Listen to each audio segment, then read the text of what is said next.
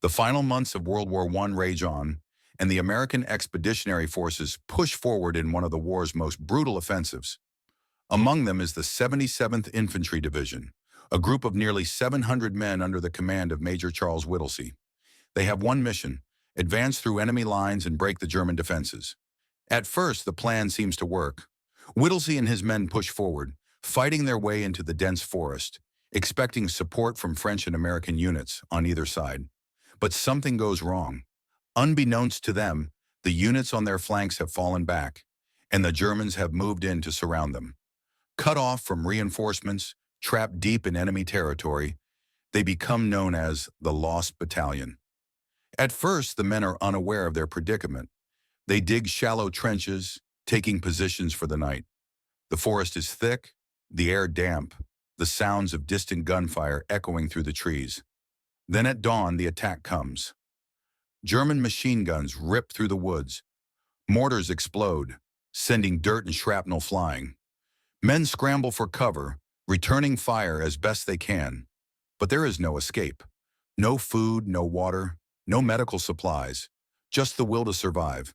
For days they hold their ground, rationing their last bits of food, drinking from muddy streams, and tending to the wounded with whatever they can find.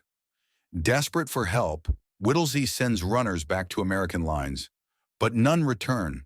The Germans tighten their grip, cutting off every escape route.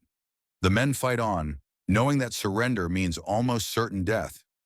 Then the unthinkable happens. American artillery, unaware of their position, begins bombarding them. Shells whistle through the trees, exploding among their own troops. Friendly fire is wiping them out. With no other option, Whittlesey turns to his last hope, a single carrier pigeon named Cher Ami. He scrawls a desperate message on a scrap of paper. "We are along the road parallel to 276.4. Our own artillery is dropping a barrage directly on us. For heaven's sake, stop it." Cher Ami is released, flapping into the sky as the Germans open fire. The pigeon is hit, shot through the chest, one leg nearly severed, a bullet blinding one eye. But somehow she keeps flying. Against all odds, she reaches American headquarters, and the message is received. The artillery stops. The men are spared.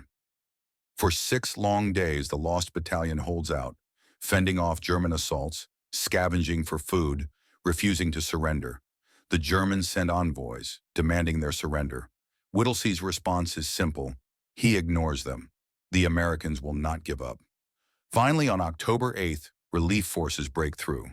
When the rescuers arrive, they find a scene of horror. Nearly 500 men are dead, wounded, or missing. Only around 200 remain, their bodies battered, their faces hollow from hunger and exhaustion.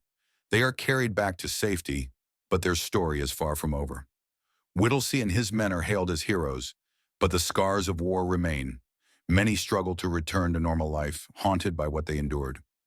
Major Whittlesey, the man who led them through hell, takes his own life just a few years later, unable to escape the ghosts of the Argonne. Yet their legacy lives on. The Lost Battalion was never truly lost. They were abandoned, surrounded, left to fight alone. But they never gave in. They held their ground, proving that even in the face of overwhelming odds, courage and resilience can defy fate itself.